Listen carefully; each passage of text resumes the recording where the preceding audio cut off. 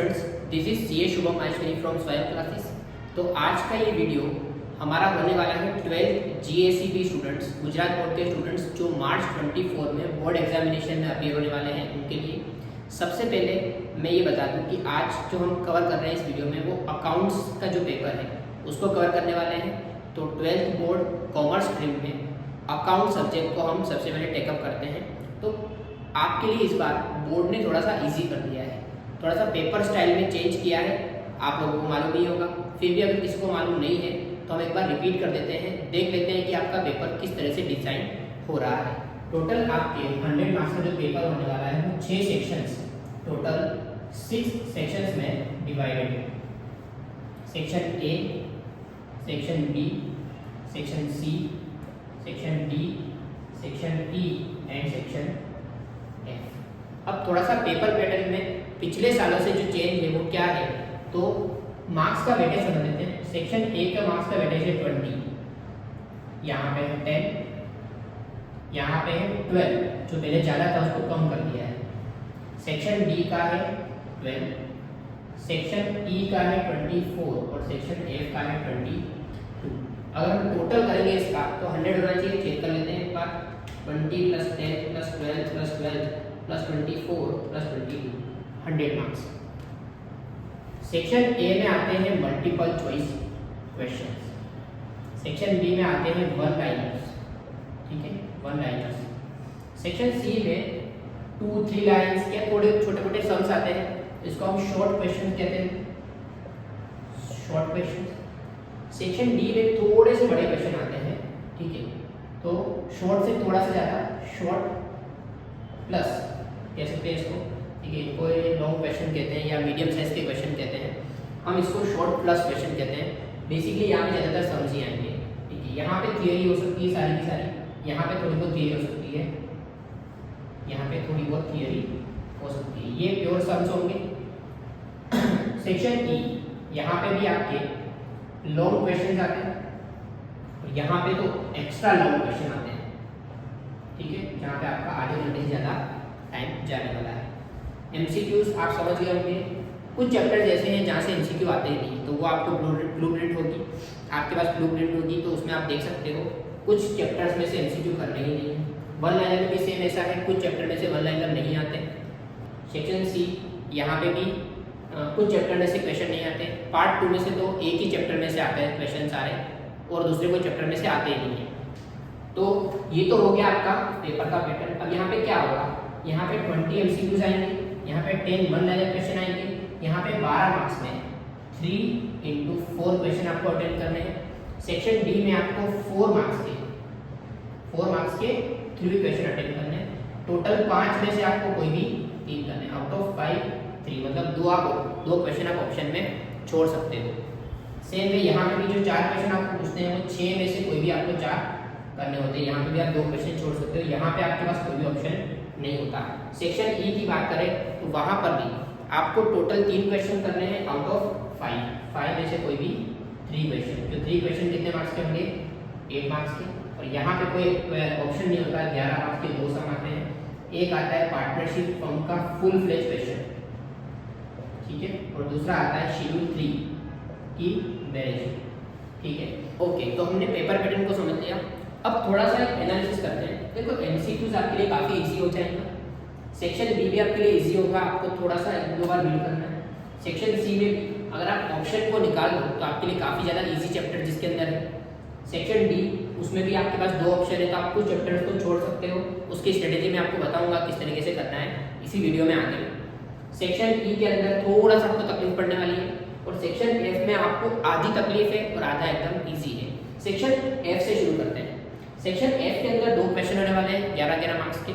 एक आएगा पार्टनरशिप का फुल फ्लेज क्वेश्चन, ठीक है, और दूसरा आएगा शेड्यूल 3, जो पार्ट 2 के अंदर आपकी बैलेंस शीट बनती है शेड्यूल 3 के फॉर्मेट के हिसाब से, ठीक है। अब शेड्यूल 3 के फॉर्मेट के हिसाब से जो बैलेंस शीट है ना, इनके पास बहुत लिमिटेड चीज़ें हैं, ठीक है, और फिक्स फॉर्मेट है। आपको सिर्फ फॉर्मेट को मगअप करना है, मतलब आपको रट्टा मार लेना है फॉर्मेट को। गिन चुन के 5-6 क्वेश्चन आपकी बुक में दे रखे हैं, और गाला के सॉल्यूशन पेपर में भी कुछ क्वेश्चन है, आप वो दोनों चीज़ें सोल्व कर दो, आपके 11 मार्क्स पक्के हैं। आपको फॉर्मेट बनाना है सिर्फ, और नंबर्स पुट इन करने हैं, तो आपका ये 11 मार्क्स को बहुत ईजी हो गया। 11 मार्क्स थोड़ा भारी है, 11 मार्क्स इजी है। हम दो कैटेगरी बनाते हैं, इजी एंड थोड़ा सा भारी, तो 11 एकदम इजी है। अब बात करते हैं सेक्शन ई की। अब देखो सेक्शन ई का जो पैटर्न है ना, थोड़ा सा वहाँ पे क्वेश्चन कौन कौन से आते हैं। तो सेक्शन ई के अंदर क्वेश्चन नंबर 42 से 46, 42 एंड 43 दोनों ही चैप्टर एडमिशन वाले चैप्टर में से आते हैं। फिर 42 एंड 43, 44 जो आता है ना वो आता है रिटायरमेंट में से, 45 और 46 आता है shares, issue of shares, forfeiture of shares में आता है। यहाँ पे आपको कोई भी 3 क्वेश्चन करना है। तो सबसे पहला काम आपको क्या करना है, एडमिशन वाले दोनों सम कर लेने हैं। आप चाहो तो रिटायरमेंट छोड़ सकते हो, क्योंकि आप रिटायरमेंट करोगे फिर भी आपको एक शेयर का क्वेश्चन तो करना ही पड़ेगा। तो आप रिटायरमेंट को बिल्कुल छोड़ सकते हो, ठीक है। मैं एडवाइस नहीं करता, बट अगर एक स्मार्ट प्रिपरेशन करनी है आपको तो आप थोड़ा स्ट्रेटेजी से चलोगे तो आपको कम मेहनत में आपका काम हो सकता है। आप एडमिशन के दोनों सम अटेंड करो, क्योंकि एक चैप्टर करोगे आपके 2 कंसेप्ट कवर हो जाएंगे। एडमिशन कर लो और आपको शेयर्स वाला जो क्वेश्चन दोनों में से जो आपको इजी पड़ता हो, जैसे किसी को फॉरफीचर नहीं पा रहा है तो फॉरफीचर वाला मत करो, उसके और वाला क्वेश्चन कर लो, तो आप 3 क्वेश्चन यहाँ से उठा सकते हो। तो इसमें मैं टोटल जो 24 मार्क है, 24 में से 16 मार्क्स थोड़ा मैं भारी वाले में लेता हूँ और जो आपका 8 मार्क्स है वो हल्के वाले में लेता हूँ, क्योंकि आप एडमिशन के 2 सम में से एक सम देखोगे ना हमेशा पेपर में एकदम ईजी होगा, जहाँ पे कोई ज़्यादा कैलकुलेशन नहीं होगा। एक सम थोड़ा सा खराब होगा तो आप 1 मार्क का वो क्वेश्चन आप हल्का मान सकते हो, तो बाकी के 2 क्वेश्चन शेयर्स वाला और एडमिशन का एक पहला सम थोड़ा खराब होगा। तो सेक्शन ई का एनालिसिस इस तरीके से आप रिटायरमेंट का चैप्टर स्ट्रेट अवे छोड़ सकते हो, कोई दिक्कत वाली बात नहीं है। वैसे मैं एडवाइस नहीं करता हूँ, फिर भी एक आपको स्ट्रेटेजी बनानी है तो आप इस स्ट्रेटेजी के हिसाब से चल सकते हो। बात करते हैं सेक्शन डी की। देखो सेक्शन डी के अंदर आपको सिर्फ 3 क्वेश्चन अटेम्प्ट करने हैं। यहाँ पे आपके क्वेश्चन नंबर कहाँ से कहाँ तक आते हैं, क्वेश्चन नंबर 37, 38 गुडविल के चैप्टर में से एक चैप्टर करो, 8 मार्क्स का कवरेज हो गया, बचता है एक क्वेश्चन।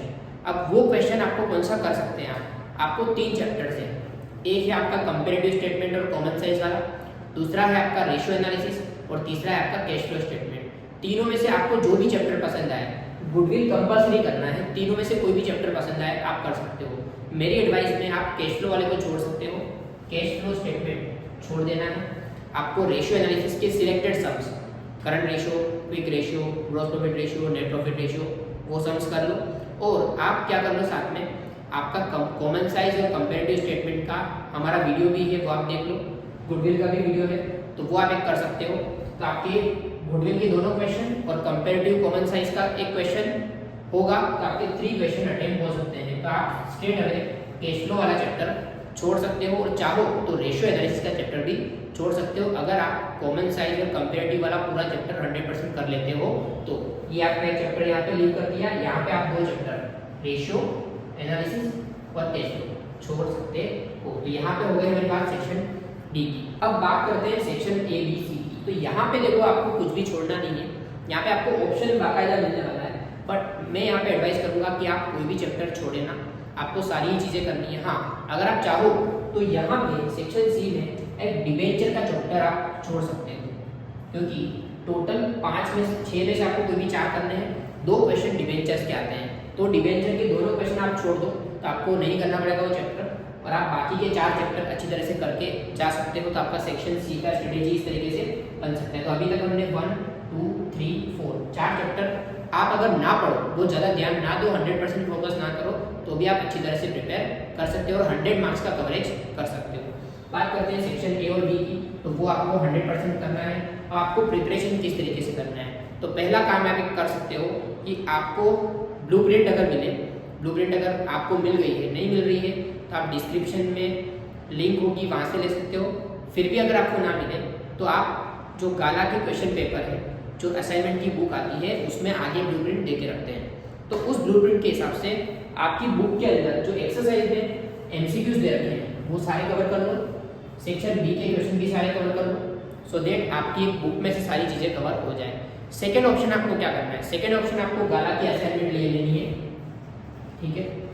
गाला की असाइनमेंट ले लेनी है। यहाँ पे MRP 325 रुपीज़ है, तो 325 में आपको ये लेना वर्थ इट है। इसमें सारे सब्जेक्ट कवर है, तो 325 में ये लेना वर्थ इट है। तो ये कोई ब्रांड एंडोर्समेंट नहीं है, ये कोई भी एंडोर्समेंट नहीं है, बट इन लोगों ने काफ़ी अच्छी तरह से कंपाइल किया हुआ है। तो 325 में अगर आप ये बुक लेते हो तो काफ़ी सही चीज़ है, आपको ये बुक खरीद लेनी है। तो जब भी आप हमारे वीडियोस भी देख रहे हो तो आपको रेफरेंस के लिए ये बुक काम लगने वाली है, ठीक है। तो आपको गाला की बुक में से सेक्शन वाइज जाना है, तो आप सेक्शन वाइज जाओगे तो आपको कोई दिक्कत नहीं आने वाली। अब बात करते हैं हमने क्या रेडी करके रखा हुआ है आपके लिए।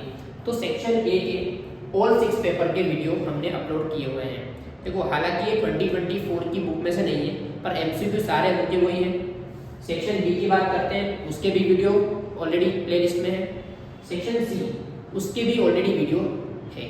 तो वहाँ पे आपको क्या करना है, कुछ नहीं लेके बैठना, सिर्फ book, pen, calculator and mobile, इतनी चीज़ें लेके बैठो। आप वीडियो देखो, जो सम सोल्व करवाया है वो लिख लो।